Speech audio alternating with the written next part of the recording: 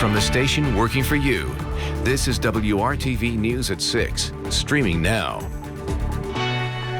Hoosiers are once again receiving doses of the Johnson & Johnson vaccine today after the CDC approved the vaccine for use again on Friday. Thanks so much for joining us here at 6 o'clock. I'm Nicole Griffin. It is officially my last weekend here on the weekend, so we want to introduce you to our new weekend anchor. This is Amber Grigley. Oh, good evening. Thank you so much for the introduction, and thank you all for welcoming me with opening arms. Well, the Johnson & Johnson vaccine is being used again at the Indianapolis Motor Speedway's mass vaccination clinic. The state temporarily paused the use of the single-dose vaccine after reports of 6 women suffering extremely rare but severe blood clots after receiving the shot. The pause came at the start of a 6-day clinic at IMS earlier this month. At that time, IU Health team members began administering the Moderna vaccine. Now, just last night, after news that the CDC approved the vaccine for use again, the state health department made the announcement that the Johnson & Johnson vaccine would be used at IMS. Now, we talked to a mother and daughter today, and the daughter tells us she encouraged her mom to get vaccinated. I think she's just nervous about all vaccines. Like, in general, she doesn't like shots or needles. So, I mean, I had to encourage her to get any kind of shot, but she doesn't even like to get her blood drawn. I still hate needles. But it wasn't bad. It really wasn't bad. Now, the clinic at IMS is open from 9 a.m. to 7 p.m. starting today through April 29th. It is for people ages 18 and older. On April 30th, a family vaccination day will be held. At that time, children aged 16 and older can come and get their first of 2 doses of the Pfizer vaccine. Now, we checked ourshot.in.gov tonight, and there are several appointments available, so just head on over and make your appointment today. The Indianapolis Colts hosted day 2 of their vaccination clinic today. The Colts partnered with Lucas Oil Stadium and Meyer for the event. The vaccine supply was limited to 4,000 doses over the last 2 days. Officials say they don't have final numbers just yet, but they did not have to turn anyone away. We spoke to one man who got vaccinated today. He contracted COVID-19 during the pandemic and spread it to his wife, who got very sick. He explains why he wanted to get the vaccine. I had COVID in January and I want to travel. I'm not from here. All my family's across the country, so I want to be prepared. We've talked to several people who had never been in a stadium before, so this was their first chance to see Lucas Oil Stadium from the inside. So it's been a really great experience for us to be able to help all these people and provide a unique resource here, centrally located in Indianapolis, for people to get their vaccine. Hoosiers received their first dose of the Moderna vaccine here yesterday and today. They will return on Friday, May 21st and Saturday, May 22nd for their second doses. All right, now let's take another look at the latest numbers from the State Department of Health on COVID-19 and its impact right here in Indiana. Another 1,127 Hoosiers have been diagnosed with the virus. 13 more Hoosiers have died. The total number of deaths is now 12,861. Since March of 2020, more than 713,000 Hoosiers have tested positive for COVID-19. And more than a year into the pandemic, help is still needed for those in the hospitality industry. The Indiana Restaurant and Lodging Association has helped more than 400 out of work and in-need Hoosiers. The Indiana Hospitality Relief Fund provides a one-time $500 grant to those who applied, but there is still thousands of people waiting for that help right now. While many hospitality workers are back to work, some aren't able to work the hours they did pre-pandemic, and they are still struggling to pay their bills. Things are not back to the way they were. We're seeing a lot of unique challenges when it comes to employment, trying to make up hours, and it's just a really difficult time for everyone involved as we navigate this. So it is important that we're still providing this support. Well, since the COVID-19 pandemic hit our state, Indiana has lost over 20% of its restaurants and in the hospitality industry. And tonight, to donate to the fund, just go to Indiana Restaurant and Lodging Association's website. Let's get a check of your forecast now with meteorologist Kyle Mounts. And Nicole, it has been a little bit of a soggy afternoon here across central Indiana. You can see the back edge of that rain, and it really hasn't added up to a whole lot.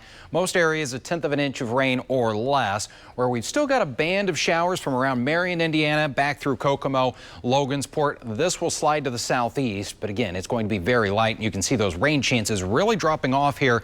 I think we will all be drying out as we approach midnight tonight with those temperatures running in the 50s, a chilly 48 degrees in the Richmond area. Temperatures should hold steady, though, as those showers end this evening.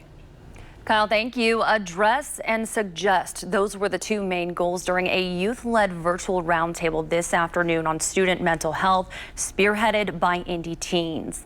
11 students from schools across Indy shared their perspective on teen mental health with fellow school administrators and community leaders. The panel first took questions and then carried those conversations into breakout rooms. Students, administrators, and community leaders talked about everything from available mental health resources to district responses after student deaths. The roundtable was hosted by the Mayor's Youth Leadership Council, which consists of 25 young Hoosiers. It's a topic that's not talked about a lot. And I think if we talk about it more and start this conversation like we are today, we will move forward with increasing our mental health and just having a positive connotation around the mental health conversation. Society makes us think that our voices don't matter, but that's the complete opposite. Because we are the ones going to high school. We are the one facing that reality every day. And just having our voice on there is just really important. This roundtable could not be at a more perfect time with this pandemic. So many high schoolers have been going through struggles and trials and tribulations. And I feel like with our schools, all of us students can make our voices heard and to bring good change. As for what's next, these students and administrators say the work cannot stop here. The hope is for continued conversations involving teen mental health with teen input. Well, some much needed spring cleaning for those looking for a safe way to get rid of prescription medication. Today on National Drug Take Back Day, many people stop by various community health network sites across central Indiana to drop off expired and no longer needed medications. Molly Locke, pharmacy manager at Community Hospital North, explains why this is important and how eliminating leftover drugs can help combat the raging opioid epidemic. Sometimes people can accidentally take them, whether that's a pet, a child, or just a curious family member. So really this is a great way to dispose of those, especially with opioid or substance use disorder on the rise. Some of that can actually start from getting medication from a family member, even if the family member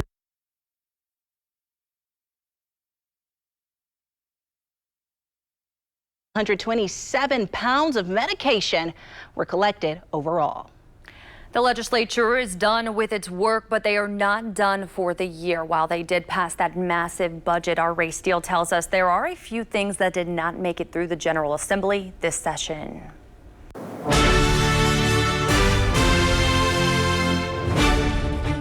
Much was made about what your state lawmakers did do. It's as if their personal trainer stood atop the State House lectern screaming, "Ah!" But there were some issues that our lawmakers avoided this pandemic session, and not just each other via social distancing. So to wrap things up, we unwrap an old logo and bring you 6 things the General Assembly did not get done. Number 1, credit where credit is due. At least some of the extra spending in the 2-year budget happened because of something Republicans, including Governor Holcomb, publicly opposed: the American Rescue Plan from President Biden and Democrats in Congress. It gave the state an extra $3 billion. Though Republican state lawmakers were happy to put that in the budget, every Indiana Republican in Congress voted against that extra money. Number 2, more expensive to take a drag. Lawmakers yet again decided not to raise taxes on regular tobacco cigarettes. There was a bit of a compromise, though. Lawmakers did add a new tax on vaping. The third thing lawmakers did not get done: changing voting laws based on lies. Unlike several other states, Indiana did not pass new restrictions on absentee or early voting. There was a national push to do so among some who continue to falsely claim that fraud cost Donald Trump the election. That's simply not true. A bill to change absentee voting registration was first watered down by the State House, and it later died in conference committee. Number 4, Annie, don't get your gun. Another effort to pass what gun rights supporters call constitutional carry was shot down. The bill to let you carry a gun without a permit passed the House, but it was gunned down in the Senate. Number 5, the wheels on the Indigo bus still go round and round. One Republican lawmaker tried to change how Indigo was funded, and it could have killed the mass transit expansion that voters in Indianapolis approved. That funding change did not happen, either through a bill or a later amendment to another bill. And number 6, redistricting. Lawmakers could not draw new districts because census information is running late. So that's why the General Assembly did not adjourn as it usually does at end of session. Instead, they recessed. They'll come back to draw those districts this fall. Working for you with State House Roundup, Ray Steele, WRTV. A man shot and killed. Several law enforcement placed on leave. Well, tonight, a family says this case could be clarified if officials release video evidence of what actually happened. That story straight ahead.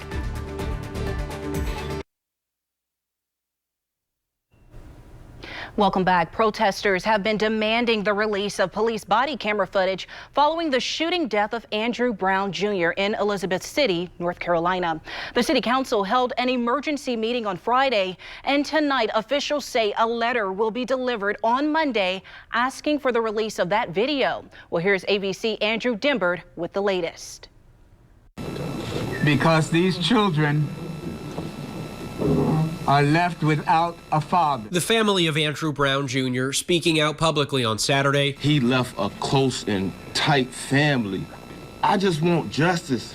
The 42-year-old father of 7 was shot and killed by county sheriff's deputies in Elizabeth City on Wednesday as they attempted to carry out an arrest warrant for felony drug charges at Brown's rental home.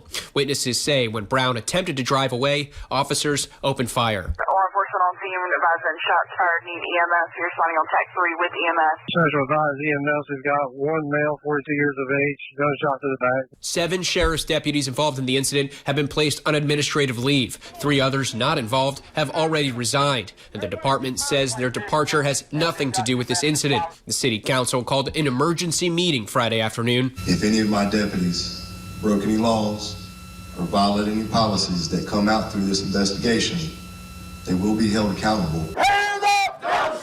Protests calling for the release of police body cam footage began almost immediately, which, according to North Carolina law, must be ordered by a judge. There's an official letter that will be delivered on Monday making a request for the body cam footage to be turned over to us and the public. The city's police chief stressing his officers were not involved in the arrest or execution of the arrest warrant, and he thanked protesters who have remained peaceful.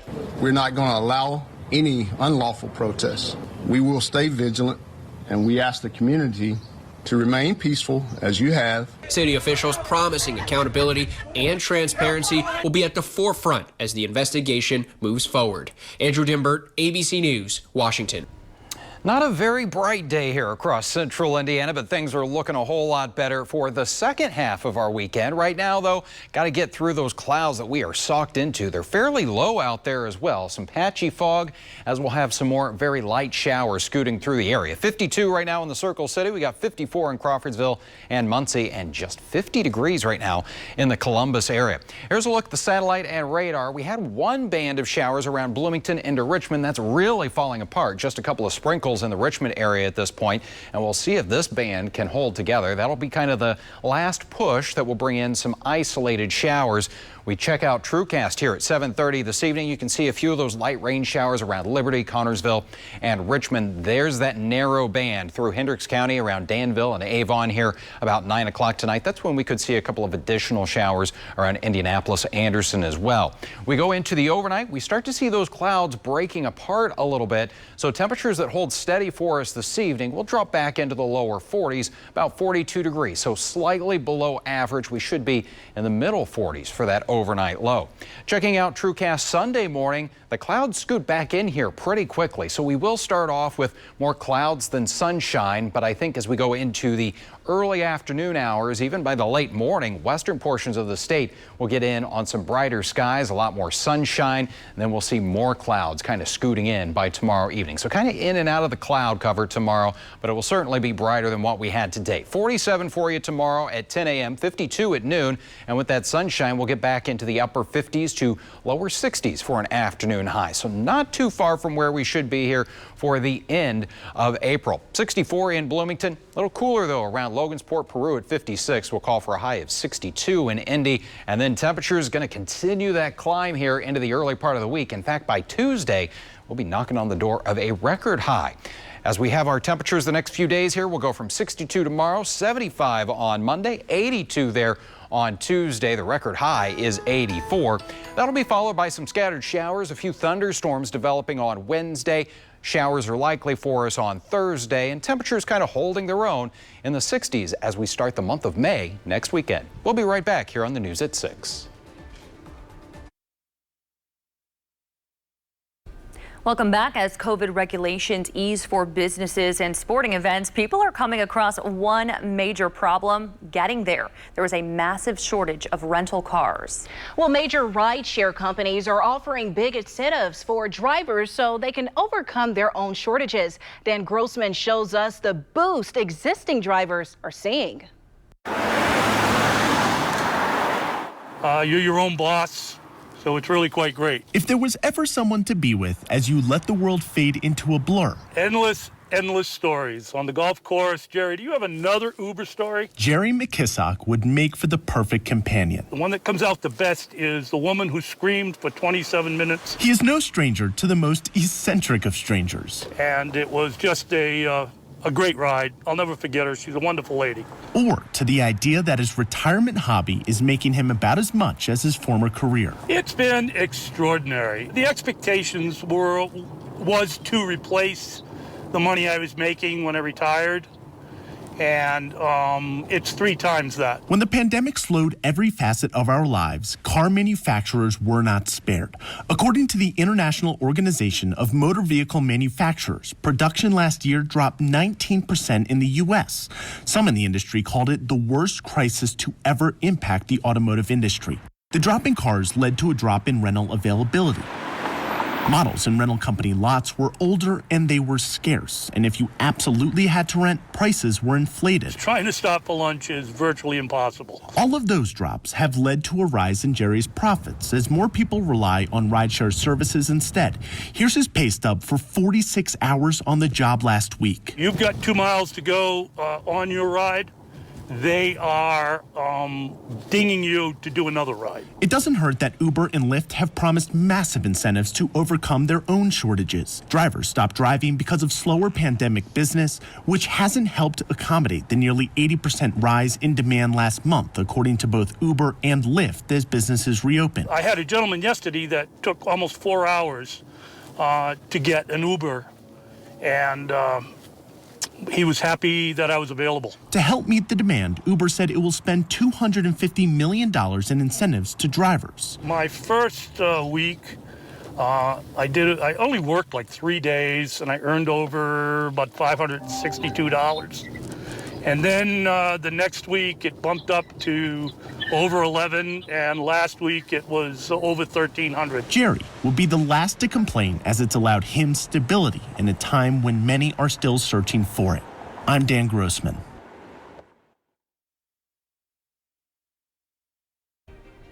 Well, if you're looking for something to do this weekend, the Indianapolis Chamber Orchestra will take the stage on Sunday. The Masterworks presentation of classic American music will feature Ruben Rangel, an up-and-coming violinist. The performance will be at the Palladium at the Center for the Performing Arts in Carmel. Well, it starts at 7:30 Sunday evening, and the show will also be streamed virtually. For ticket information, just head on over to iclmusic.org. One of Johnson County's favorite places is back in business for the first time since the pandemic began. The historic Artcraft Theater in Franklin is open again for public movie showings. The 1922 theater on Franklin's Main Street has been closed since March 17th of last year. And we were there last night when a limited capacity crowd turned out to see the film Bridesmaids. Face masks and social distancing were required. Tonight's film Major League has been sold out. Our Amanda Starantino will have more on the Artcraft Theater's comeback tomorrow on Oscars night right here on WRTV. And remember, WRTV is your home for all things Oscar Sunday night. We will have a pre-show from 6:30 to 8, followed by the Oscars at 8 p.m. 1,000 shots!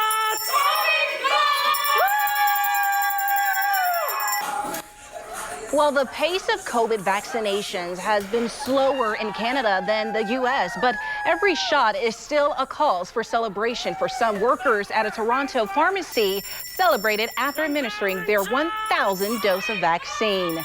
Well, thank you so much for joining us for News 6. We'll be back at 11.